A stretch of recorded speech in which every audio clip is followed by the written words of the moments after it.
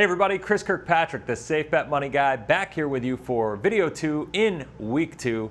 And last video we went through money personalities, and it was really cool. I love it. I love when people finally start digging in and figuring out not just what they're doing, what's holding them back, but why they're struggling, why they're getting held back, right? How they're holding themselves back. The number one killer of success is fear. And typically why I called this sheet what keeps you up at night is because if you are in a situation where you're lying in bed awake at night, where you're thinking about how you're going to pay your bills, how are you going to grow your business, how are you going to get more sales, how are you going to be a better mom, how are you going to be a better dad, how are you going to be a better husband or a wife, how are you going to do all this stuff? Do you not have enough financial security for your family?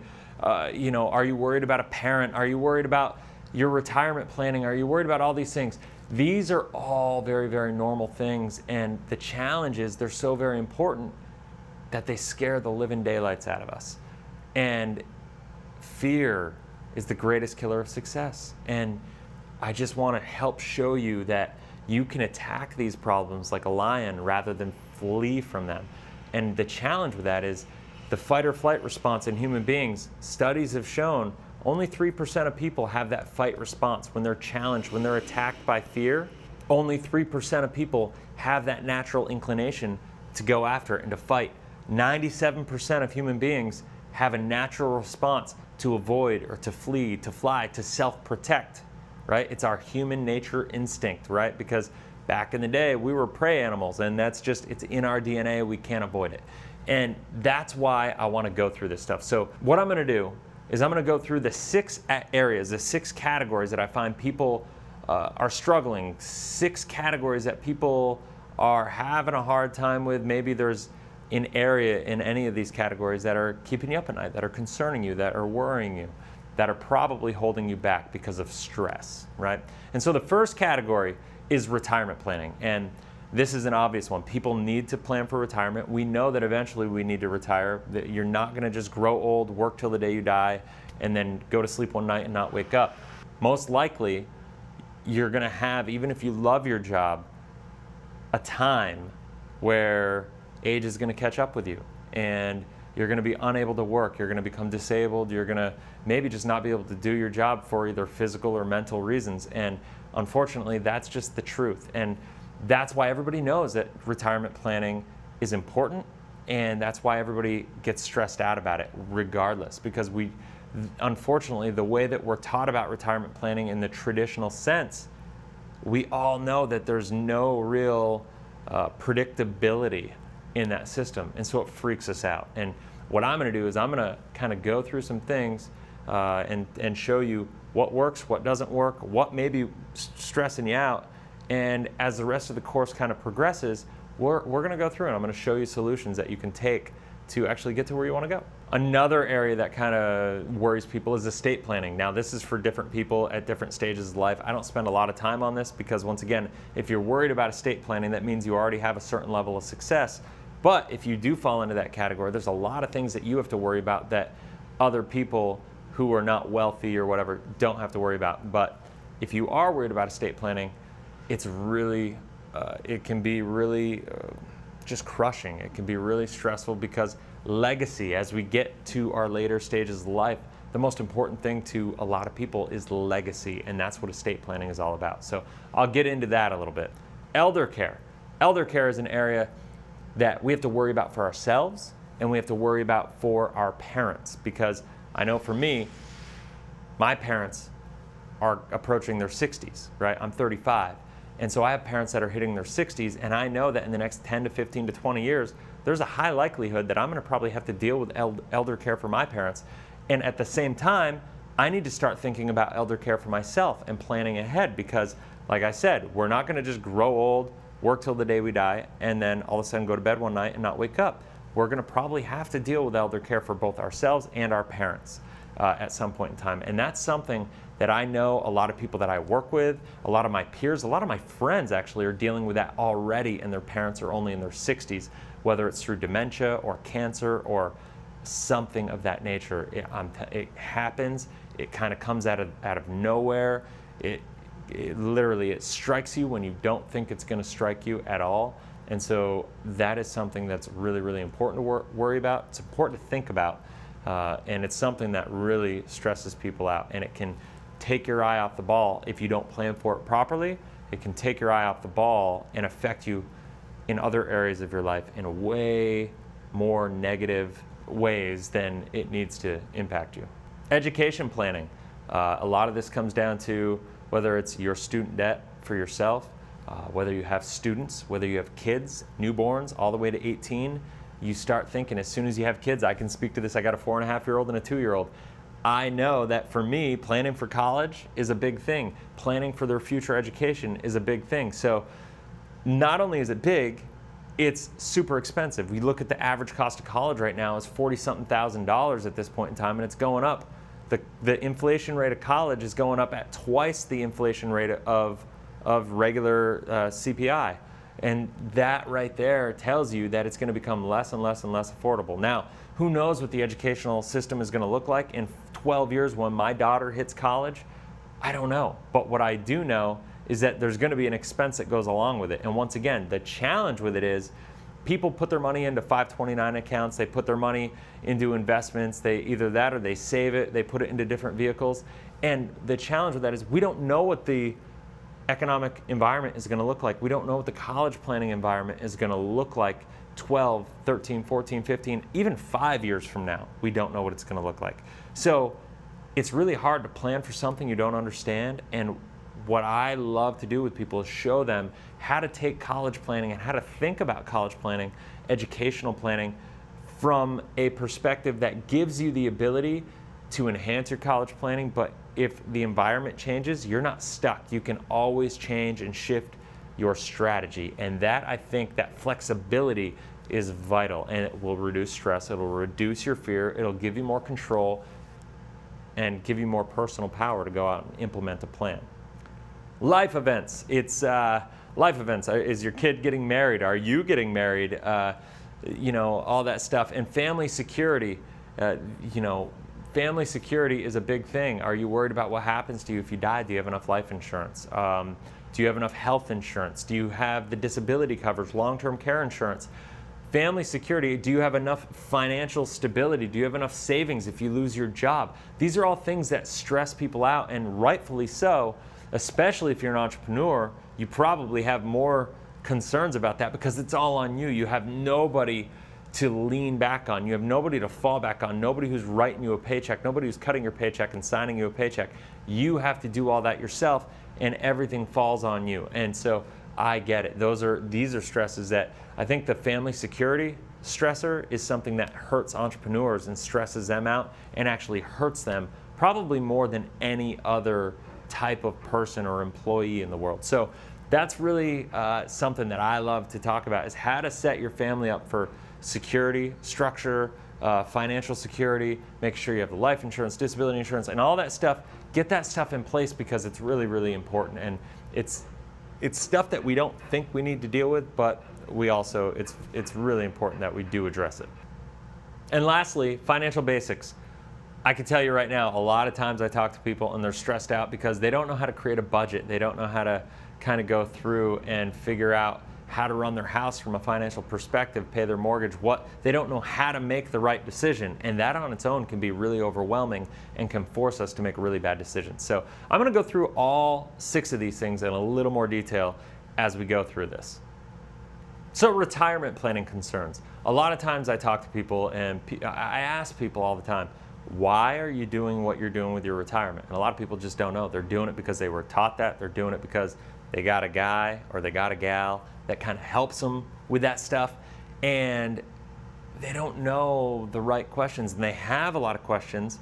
They don't either know the right questions to ask, or they don't actually know the answers to those questions. And how can you make the right decisions if you don't know either the right questions to ask or the right things to consider inside of those questions? And what I hear a lot of times, and let's see if this relates to you or if you've ever thought about this, a lot of people are wondering, should they get an IRA? Should they do a Roth IRA? Should they roll over their 401k? What happens if they hit retirement or just before retirement, they come across a financial hardship, let's say 10 years or less before you retire? you come across financial hardship? What do?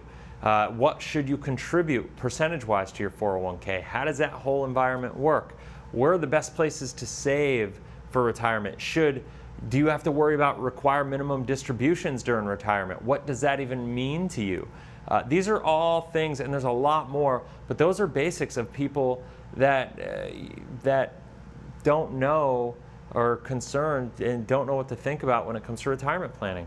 Other things are, should you consolidate all your money during retirement? If you're in retirement age, a lot of people have money all over the place. The question is, should you consolidate and have your money coming from one source to keep it simplified? And the answer depends on all that. And what I can tell you is, as we go through the course, the rest of the Life 180 Roadmap course over the next several weeks, we're going to get into all that. And we're going to address the retirement planning concerns. But if any of these are things that concern you, please just check it off on the PDF and make sure you make a notation, because as we start talking, by the time you get to week 4 and you have access to the cash flow consultation with one of the Life 180 representatives, I'm telling you right there, when you do that week, bring these concerns with you, because we're going to help you address those concerns. We're going to help you start to take actionable steps to go in the right direction and to start thinking about what you can do and what steps you can take to actually make a positive impact and change in your personal retirement plan. So estate planning. Estate planning is kind of got two components to it. You're either worried about your legacy and passing your legacy on in the most efficient, effective way possible. You can either give more money to the government or you can give more money to your family. And that's what a lot of people are worried about or thinking about. On the flip side, a lot of people are inheriting money. People in my generation are inheriting money, and then they're faced with a different set of circumstances, because a lot of times the prior generation didn't plan properly. So I know friends who are inheriting 401ks, IRAs, homes, just different investment accounts from their parents. And the challenge with that is there are different ways that you can take access to that money. Like should you stretch out the IRA? Should you just take it in one lump sum? It really depends on how you're inheriting it, what your current economic situation looks like. You definitely want to talk to a tax person in that circumstance. But I'm going to show you and talk about the right questions to ask, because there is no one cookie cutter right answer for every scenario. But the power in all this stuff is knowing the right questions to ask. And when you ask the right questions, you empower yourself to make the right decision. Elder care. Like I said, you got to deal with elder care. You got to deal with it for yourself. You got to deal with it for your parents and maybe even your spouse, your loved ones. What are you going to do if anybody gets Alzheimer's or dementia? What are you going to do if they have a long onset cancer situation where they slowly debilitate over their life and they require hospice, or they require in-home care, or they require anything of that nature, any kind of long-term care? Do you know how to deal with being named an executor of a trust? Do you know how to sift through all the details of Medicare? Will you know how to find the right facilities for elder care? These are all things that you have to contemplate, that are really stressful, that if you're actually going through this, if you can resonate with anything I'm saying right now at this very moment, it means you're in it. It means you're up to your nose in stress and just emotion, and there's probably family dynamics that are making it even harder. So knowing the right answers, once again, knowing the right questions to ask about all of these things are areas that we can help you with, that, like I said, mark it down in your cash flow consultation week. We're going to start working you through some of this stuff and answering some of the questions and guiding you to some of the places that can really help you. Now, education planning really depends on where you are. If you have young kids, you probably have some different concerns. You're just thinking, how much is college going to cost? Where should I save? How should I save? All of these different questions. Now, if you have kids that are 8th grade through 12th grade, you're probably thinking, wow, what do I do now? I haven't saved anything and I need to start saving. Where's the best place to save? Should I choose a state school or a public school, or a private school, I should say? Which one is the most effective? Which one is my kid going to get the best education at? Versus, can I afford it? All these different concerns that go on. Should you save in a 529 account? Where should you save your money? What are the options to save your money? All these different things are massive concerns. How do you position your student to be the best asset for these colleges so you get the most value, you can get the most grant money, all of this stuff? These are all common questions. Depending on where you are in the life of your student, these are things you need to think about, and these are things that are probably concerning you and stressing you out, freaking you out, quite frankly, because you got an end date that's going to be hitting you. And I say to people all the time, you can always delay retirement, or most of the time you can delay retirement. You can't delay your kid going to school. That time's going to come, it's going to be here, it's going to hit you in the face, and you don't know what's going to happen. You don't know what you're going to do about it. And I think you internally understand that, and that's why it makes it even that much more stressful, because it's such a finite date and you know it's coming. But if you run into that situation, if you are there, please jot down, and once again, we will talk to you about it during your cash flow consultation. So life events and family security, that is a huge one. There's all sorts of things on the positive spectrum that happen from a life events. Maybe somebody's getting married, maybe you have a new child, a new grandchild, something of that nature that is obviously positive and vibrant and just lifts life up and grows your family, and it's just so uplifting and positive. And while at the same time it's positive, there's also responsibility and stress that comes with that new positive outlook, right? We have kids, we got to think about life insurance. We have kids, we have to think about the college planning. Grandkids, same thing. You get married, that's an amazing thing, but now you have responsibility towards another living being. And it's beautiful, but it's stressful, right? And we got to learn to balance that. We got to learn to think about, okay, now that it's not just us on our own, how do we move forward with that? And how do we be the best husband or wife that we can be? And that leads us to questions like, how much life insurance do I need? How is my health insurance right?